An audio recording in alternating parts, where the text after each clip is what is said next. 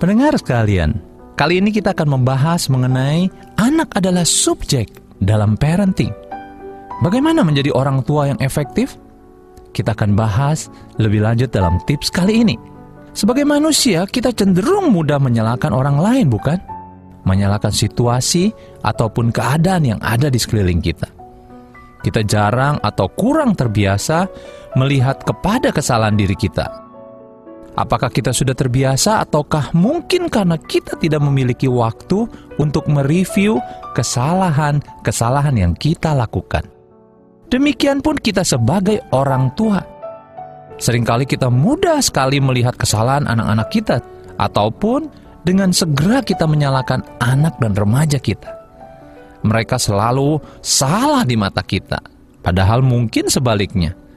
Mari kita renungi, apakah kita memiliki kesalahan sebagai orang tua? Pada kesempatan ini kita akan sama-sama belajar dalam seri mengenali kesalahan orang tua yang mungkin sering kita lakukan. Hambatan orang tua menyadari kesalahannya adalah, pertama, biasanya orang tua itu sok tahu dan sok mampu, merasa sebagai pihak yang paling benar, merasa serba tahu dan tidak pernah salah. Itu biasanya sering disebut penyakit 2S. Yang kedua adalah keteladanan yang salah. Latar belakang orang tua dalam mendidik anak yang diketahuinya, yang dipelajarinya dari orang tua sebelumnya. Orang tua berkata tidak perlu menyatakan kesalahannya, walaupun sebenarnya telah melakukan kesalahan. Jadi dia belajar dari keteladanan yang salah. Yang ketiga adalah gengsi atau harga diri. Mereka biasanya merasa malu apabila menyatakan kesalahan kepada anak-anak mereka, apalagi sampai mohon maaf atas kesalahan mereka. Wow, itu akan merasa harga diri mereka diinjak-injak. Oleh sebab itu yang terakhir kita juga harus hati-hati karena hambatan orang tua menyadari kesalahannya karena kurang pengetahuan. Ketidaktahuan tentang cara mendidik anak yang benar, tidak pernah belajar atau belum pernah mendengar tentang teknik mendidik anak. Pendengar, kesalahan orang tua yang sering terjadi adalah, pertama, mereka memperlakukan anak sebagai objek dalam parenting. Kita sering memaksakan kehendak kita dalam mendidik anak.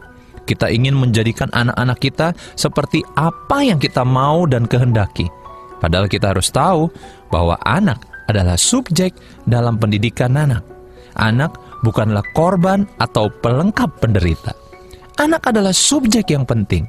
Kita tidak boleh mendidik anak dan mengarahkannya menjadi seperti apa yang kita inginkan. Kita harus menolong anak-anak kita menjadi maksimal seperti potensi yang ada di dalam diri mereka.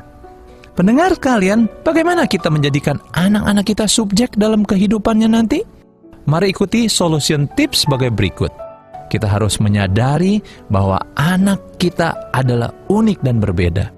Mereka memiliki potensi yang berbeda-beda dan tidak dapat dipaksakan memenuhi keinginan kita sebagai orang tua.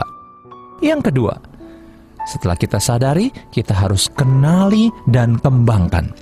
Untuk menolong anak kita mencapai potensi maksimalnya, maka kita harus mengenali potensi-potensi dasar yang dimiliki oleh anak-anak kita.